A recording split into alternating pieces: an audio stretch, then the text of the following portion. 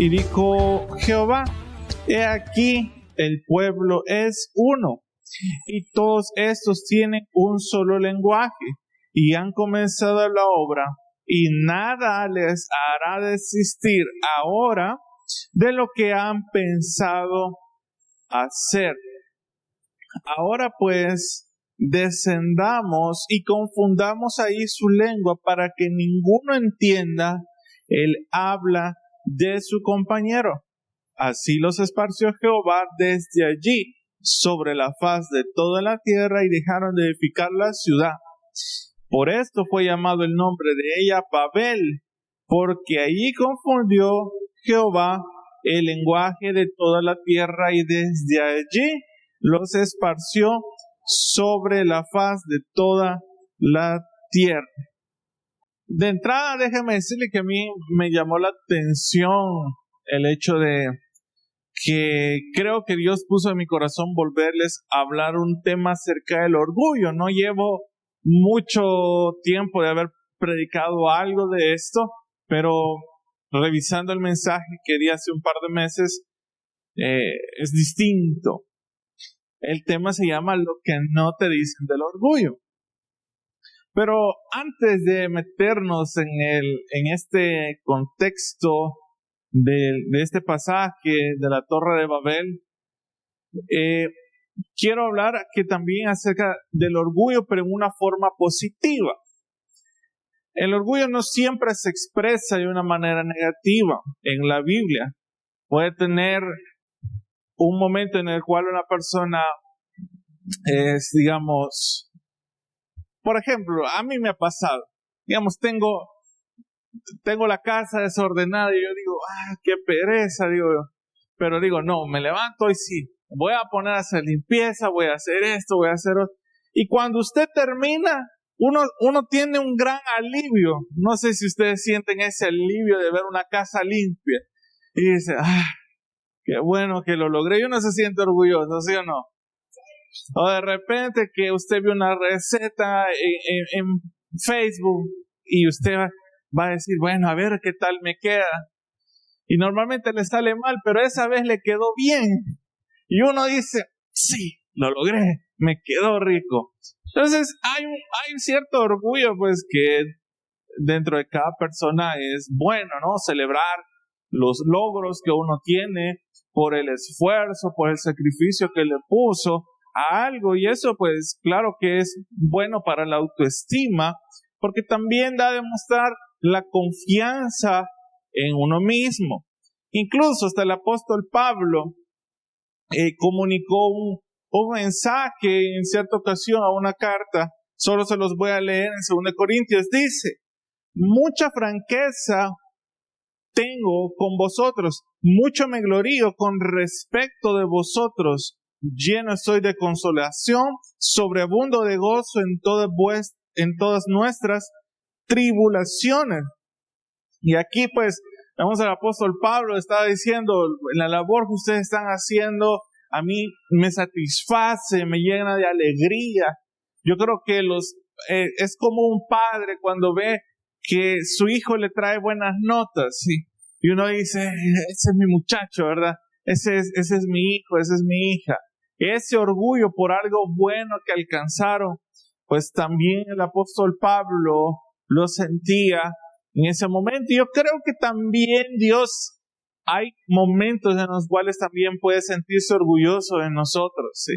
Orgulloso cuando estamos en medio de una decisión que sabíamos de que tomarla iba a estar incorrecto, y Dios se da cuenta que nosotros decidimos apartarnos. Yo me imagino, porque Dios también como padre, también se alegra de sus hijos y ha de decir, hey, qué bueno que no hiciste lo que no debías, sino que hiciste lo correcto.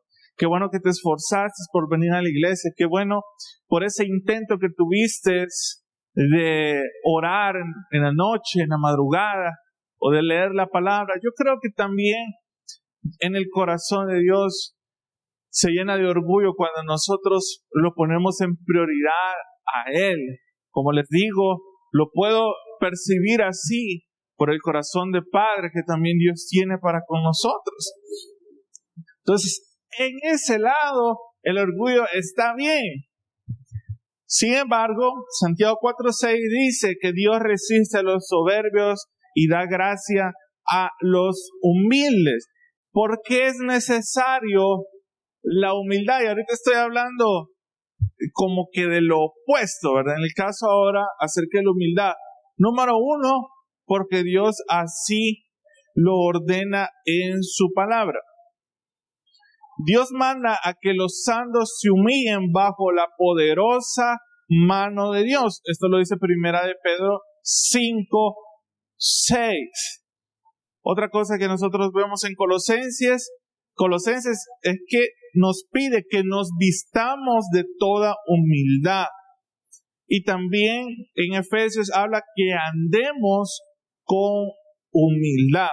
Entonces Dios en este punto vemos que nos da una orden.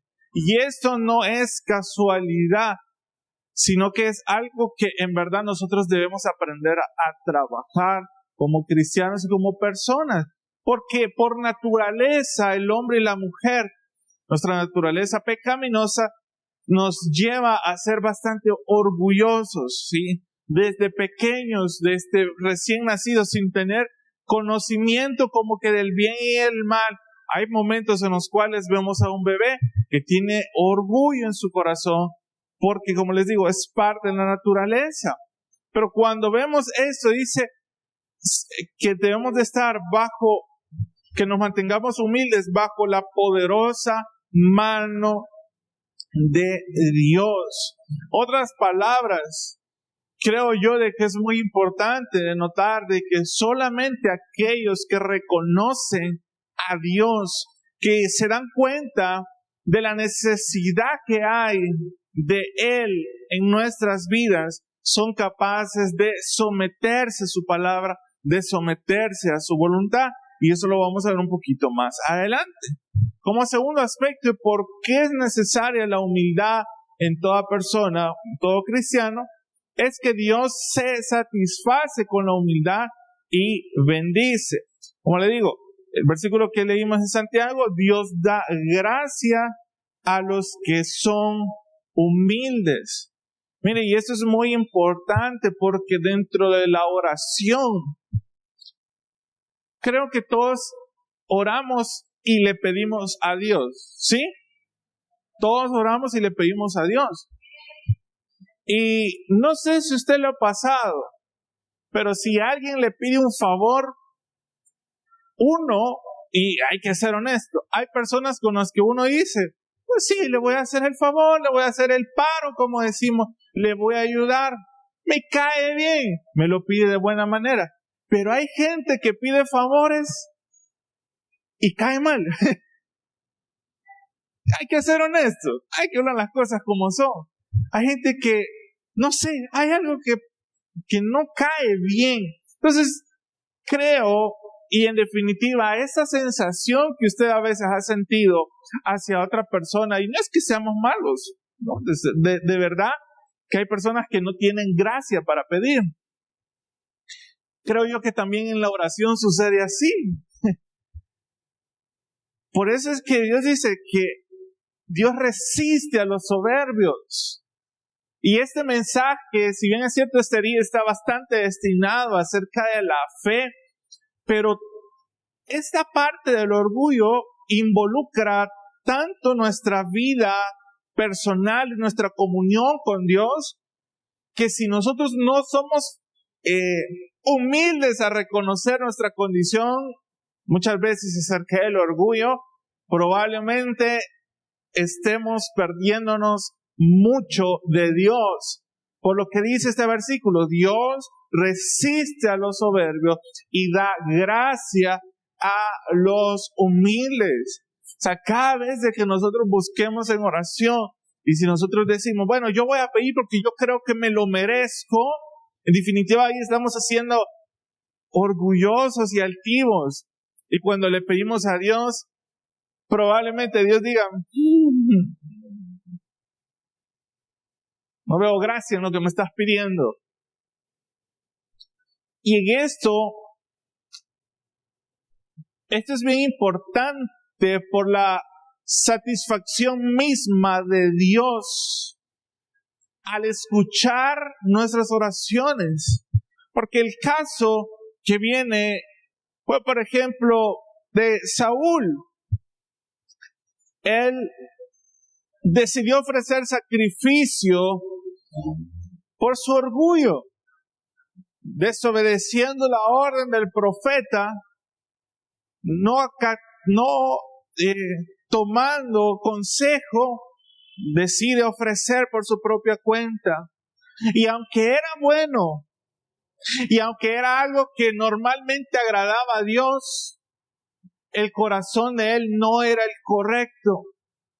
Y tenga mucho cuidado en eso, porque muchos de nosotros vamos en ocasiones a servir en la iglesia, a servir en algún ministerio, querer hacer algo bueno para las personas, pero por cuanto nuestra intención no es la correcta, Dios no se agrada.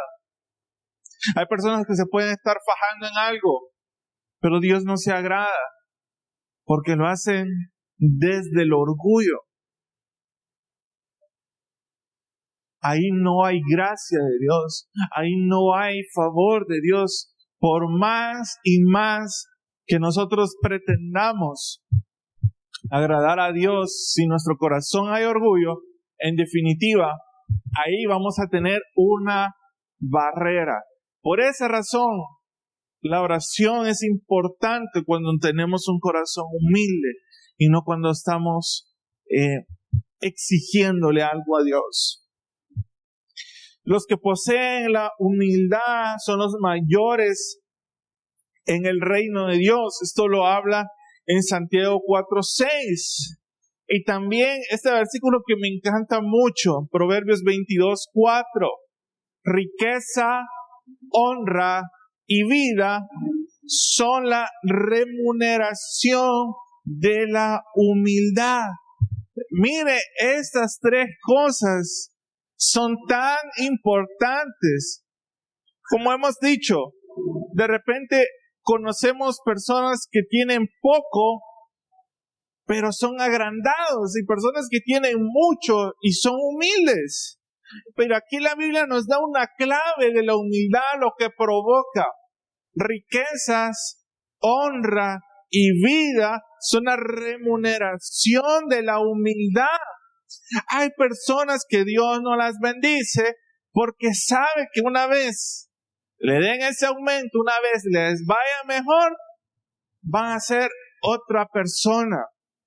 Y por eso es que muchas veces hay bendiciones que no se desatan en nuestra vida por esta situación, porque no hay humildad. Y Dios no puede honrar y bendecir a alguien cuyo corazón solo está buscando el beneficio de sí mismo. Número 3, ¿por qué es importante la humildad?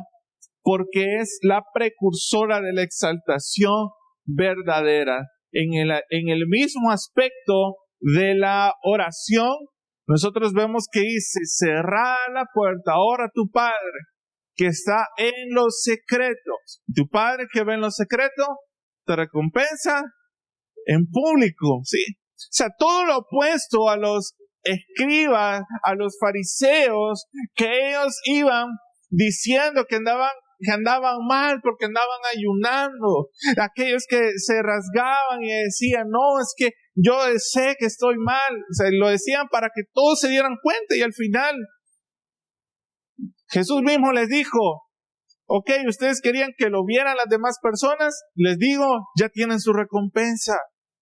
Pero cuando nosotros en nuestro interior el deseo es agradarlo a Él, cuando nadie nos ve, entonces Dios se encarga de exaltarte, Dios se encarga de promoverte, Dios se encarga de bendecirte. ¿Por qué? Porque hay batallas que uno las tiene que aprender a lidiar en privado. Hay batallas en nuestra vida, hay procesos que uno los tiene que lidiar en lo privado. Y cuando uno sale vencedor de eso, entonces Dios te recompensa en público. Sí, hay batallas que nadie más va a darse cuenta, hay batallas que solamente tú y Dios lo van a saber, pero es importante que nuestro corazón esté con nuestra mirada puesta en Dios. Otro aspecto en esto es muy importante, y es que no debemos de tratar de humillarnos a nosotros mismos. Hay personas que no sé por qué, pero siempre andan con cara de lástima. Siempre andan, no, ¿qué tal? Y usted les pregunta, ¿qué tal? ¿Cómo está? Ahí, más o menos, pasándola ahí en la lucha, dice. ¿Y qué te pasa? No, nada, ahí, no me siento bien. Y toda la vida, pero es que todas las veces que usted lo ve, lo va a ver así. ¿Y qué? ¿Qué va a ganar con eso? No es nada. Entonces hay personas que creen que poniendo una cara de así, todo de mango chupado, no sé, creen que van a sentirse mejor, y la verdad es que no. Eso tampoco no es algo que Dios nos mande a hacer. Ahora, todo esto dentro del ámbito de la humildad. Ahora, vamos a ver, según la Biblia, algunos sinónimos que aparecen de el orgullo. Vemos que está la palabra insolencia, presunción, arrogancia, vanidad, altivez, altanería y egoísmo. El pecado del orgullo en sí es una preocupación excesiva por uno mismo y la importancia que le damos a nuestros propios logros, estatus o posesiones. También el pecado del orgullo en la Biblia se considera rebelión en contra de Dios, porque le atribuye a uno mismo el honor y la gloria que solo Dios se merece. Y esto lo he dicho más de alguna ocasión. Cualquier logro que tengamos, cualquier bendición que alcancemos, no olvidemos de darle la gloria y la honra a Dios, porque Él se lo merece, porque es de Él que recibimos todas las cosas. Un aspecto que produce el orgullo es que muchas veces destruye las relaciones, que de repente pueden haber en personas crítica, competencias, terquedades y cosas superficiales, ¿sí? ¿Cuántos matrimonios muchas veces por la falta de perdón, porque no, pero es que yo no tengo la culpa, y le echamos la culpa al otro por causa del orgullo? Entonces empiezan las fricciones, empiezan los pleitos, las separaciones. ¿Por qué? Porque nadie quiere hacerse responsable del error propio. Y lo que buscamos es culpables de otros. Eso es lo que hace la culpa y el orgullo en nosotros. Otro aspecto es que el problema con el orgullo es que nos engañamos a nosotros mismos.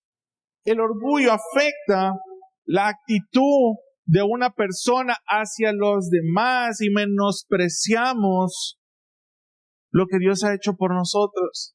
Una persona orgullosa no se da cuenta de que si no se arrepiente de sus pecados, si no decide cambiar su vida, su destino va a ser el infierno. Y muchas personas están conscientes. Tengo a alguien del ministerio que me dijo, no creo poder ir al retiro porque mi jefe no me dio permiso. Y que él le dijo, no, yo pues ya hace tiempo te había dicho. Y le dice, no, le dice, igual yo al infierno me voy, le dice. Y hay personas, y no lo he oído solamente de él, lo he oído de otras personas que me han dicho, no, pues yo allá me voy a estar quemando. Y lo ven como un chiste o como una gracia. Y realmente es el mismo orgullo que los cega a no recibir la gracia y el perdón de Dios de sus pecados. Sí.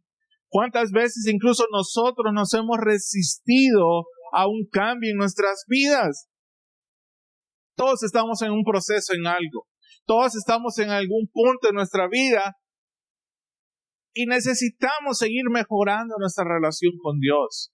Y aquel que me dice, mi relación con Dios está excelente, pues, ¿cree usted que no podía ser aún mejor? ¿Cree que lo hemos alcanzado todo? El orgullo nos lleva a pensar esta autosuficiencia y el deseo de querer solo hacer las cosas en nuestra fuerza. Mire lo que dice Romanos capítulo 12, versículo 16.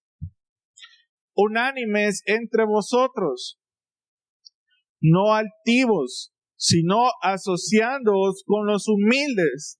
No seáis sabios en vuestra propia opinión. Otra cosa que hace el orgullo es que obstaculiza el crecimiento. Y en este caso, tanto lo podemos ver como un crecimiento personal y un crecimiento espiritual. En ambas formas, el orgullo llega a afectar, ¿sí? No, porque ¿qué me vas a venir a enseñar tú a mí? Y esto pasa tanto en una empresa, en un trabajo, como también puede pasar en la iglesia con los líderes, con las ovejas, que no se dejan instruir por el mismo orgullo. Una de las respuestas características o principales de una persona orgullosa o que ha cometido un error que más de alguna ocasión o lo ha escuchado o lo va a escuchar alguna vez, que dice, bueno, además soy humano, nadie es perfecto, dice.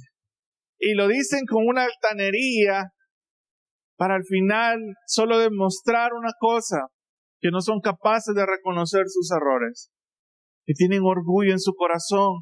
Y eso en definitiva habla mucho de la persona, porque no hay humildad, les cuesta admitir errores. ¿Cuándo fue la última vez que usted se disculpó con alguien por algo que hizo? ¿Cuándo fue la última vez que usted le pidió perdón a alguien por un error que cometió? Si usted ahorita no se acuerda cuándo fue la última vez, o es perfecto o es orgulloso. Cualquiera de los dos. Si usted se le dificulta recordarse la última vez, hay algo que revisar. Hay algo que revisar, porque en definitiva, muchas veces podemos cometer errores y se vuelven peores cuando no somos capaces de pedir perdón. Padres a sus hijos que necesitan pedirles perdón. Hijos a sus padres que necesitan pedirles perdón por ciertos errores. O aquí con alguna amistad tuya que dijiste algo, lo ofendiste, pero no, ya se le va a pasar, decimos. Todas esas cosas en verdad afectan. El orgullo mata las amistades. Otra cosa que hace el orgullo es que las personas orgullosas tienden a ofenderse mucho con facilidad. Siempre están pensando que lo que están buscando es atacarlo. A mí me ha pasado que he conocido personas en las que sé que no están haciendo algo bien y yo, ¿cómo se los digo? Porque si no se van a ofender. Sí, y eso es bien difícil. Tratar con personas que no se les puede decir o llamar la atención, que llaman, no, pero que no sé qué, no, pero y empiezan a justificarse, empiezan a ponerse a la defensiva. Cuidado de esas personas que toda la vida están puestas a la defensiva. Quiero que busque conmigo Gálatas 6, 2 y 3. Sobrellevad los unos las cargas de los otros y cumplid así la ley de Cristo. Porque el que se cree ser algo, no siendo nada, a sí mismo se engaña. Mira esto qué importante. Aquel que se cree ser algo, no siendo nada, a sí mismo se engaña. Mire, eso hay que tener mucho cuidado porque el contexto habla acerca de llevar las cargas de los unos de los otros. Y esto aplica para servidores. No, es que a mí no me toca eso. No, es que pues allá está otro grupo. No es mi día. Lo voy a hacer en otra ocasión. Si usted se cree algo, en otras palabras te está diciendo, no te engañes. Y muchas veces también delante de Dios podemos tomar una actitud incorrecta. Vamos con otra cita. Proverbios capítulo 3, versículo 7. No seas sabio en tu propia opinión. Teme a Jehová y apártate del mal. Hay cosas que nosotros pensamos no nos van a hacer daño, porque esa es nuestra opinión. Y quiero retomar la cita que leímos al principio en Génesis acerca de la construcción de la Torre de Babel. Justo reciente acababa de suceder el diluvio. Justo reciente acababa Dios de perdonar la vida a la humanidad a través de Noé y el arca. Ya se habían empezado a extender nuevamente o a multiplicar las personas en el mundo. Era tanto la fuerza o el ímpetu que ellos tenían, que ellos dijeron y decidieron construir una torre, un tipo de edificio en ese tiempo, de ser posible que llegara hasta donde Dios estaba. Entonces, Dios se da cuenta de eso que ellos estaban planeando y me llama tanto la atención que incluso en otra versión dice de que Dios decía, estos van a lograr cualquier cosa que se propongan. Y ellos estaban seguros y en definitiva lo iban a lograr, hacer una edificación tan grande porque ellos querían ser famosos y reconocidos sobre la tierra. Había trabajo, había esfuerzo, había dedicación. Y me llama la atención cómo Dios reconoce el esfuerzo de individuos que no tenían fe en Dios. No era el problema de su trabajo, sino el motivo por el cual estaban trabajando, que era un corazón incorrecto, orgulloso de que a ellos se les reconociera como personas importantes en el mundo. Yo creo que ellos mismos se salaron porque ellos mismos dicen, nos vamos a construir esta torre para que luego que nadie nos pueda esparcir, dice la Biblia. Ellos mismos como que estaban salándose a sí mismos porque Dios mismo les dice, con que creen que no los puedo esparcir. Y lo que hizo fue, desciende, confunde la lengua de todos y es de ahí donde provienen tantos lenguajes que hay sobre la tierra, porque Dios vio el corazón de ellos, que no se iban a detener, pero que querían la gloria para sí mismo.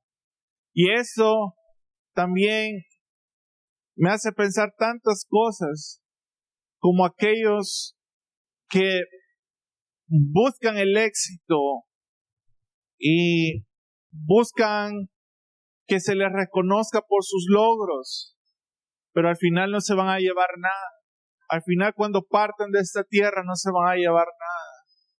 Y lamentablemente, personas cegadas por el pecado celebran este mes y le llaman el mes del orgullo. Desde ahí el nombre, algo negativo que definió a Dios no aprueba. Y no me voy a meter a eso porque no es el tema en específico. Sin embargo, es algo que se ve que no se va a detener. Estamos recibiendo influencia de personas que tienen ideales fuera de lo que la palabra del Señor enseña. Potencias, la agenda global está bastante centrada al apoyo de estas personas que tienen una falsa identidad de sí mismos. Y dicen pues que el amor es amor. Y lo digo esto desde la preocupación porque como cristianos no estamos teniendo un rol como corresponde en las iglesias. no estamos enseñando, no estamos educando de manera correcta los principios bíblicos. Y más importante de todo esto, que al final, los que vemos de la Torre de Babel, Dios desciende y cambia el lenguaje de todos y los dispersa sobre la tierra. Pero cuando Dios venga nuevamente sobre la tierra, no los va a separar en la tierra, solo los va a separar en dos lugares, el cielo y el infierno, y no va a haber otra situación que logren hacer. Y yo creo que eso de la Torre de Babel es algo bastante como profético de lo que Dios va a llegar a hacer por aquellas personas que se levantan en contra del conocimiento de Dios, porque no lo toman en cuenta, porque no lo consideran. Y no lo hablo solamente por las personas que se identifican con otro sexo, lo hablo por todos los pecados que incluso la Biblia nos habla aquí. Y quieren ganarse el cielo, pero no están siguiendo la verdad. Y cuando Cristo venga, no va a haber una segunda oportunidad. Eso es lo difícil que está viviendo nuestro mundo. Estamos en los últimos tiempos, hermano, en donde ahora, como dice la Biblia, que iban a llegar tiempos en los que a lo bueno le iban a llamar malo y a lo malo le iban a llamar bueno. Donde la tolerancia solo se ve aceptada en beneficio de unos y no en el de otros. Donde la tolerancia es nada más impuesta, pero no inspirada, y mucho menos por Dios. Eso es lo que sucedió en la Torre de Babel, y esto es lo que va a suceder en la próxima venida de nuestro Señor Jesucristo. Mira lo que dice Isaías 5:21. Ay de los sabios en sus propios ojos, y de los que son prudentes delante de sí mismo. Hay dos formas de representar el orgullo en inseguridades. Número uno, podemos reconocerlas y hacer algo al respecto, arrepentirnos y apartarnos de ellas. Y número dos, engañarnos a nosotros mismos y usar el orgullo para encubrirla. Personas, como les digo, viendo el pecado de otros, ocultan el suyo propio. Y por último, Mateo 11:29. Llevad mi yugo sobre vosotros y aprended de mí, que soy manso y humilde de corazón, y hallaréis descanso para vuestras almas. La única forma en la que una persona puede encontrar descanso en su corazón es cuando es humilde.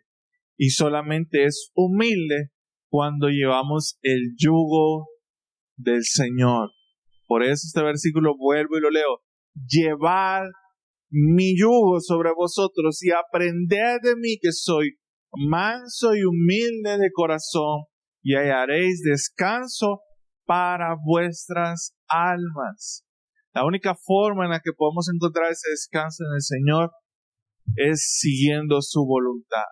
Por eso es que en la oración incluso del Padre Nuestro habla acerca de que Dios perdone nuestras ofensas, así como nosotros perdonamos a los que nos ofenden. ¿Por qué? Porque aquel que no es capaz de perdonar no puede tener una relación con el Señor. Aquel que tiene falta de perdón, que tiene amargura en su corazón, no puede tener verdadera comunión con el Señor.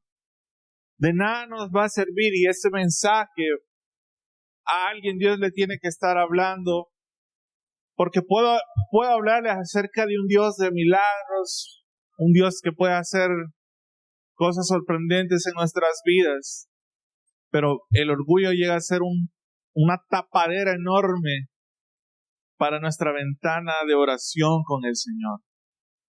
Y hay cosas que quizás en nuestro corazón, en nuestra vida, solo van a cambiar si dejamos a un lado nuestro orgullo y reconocemos nuestra condición delante de Dios y nos humillamos delante de Él.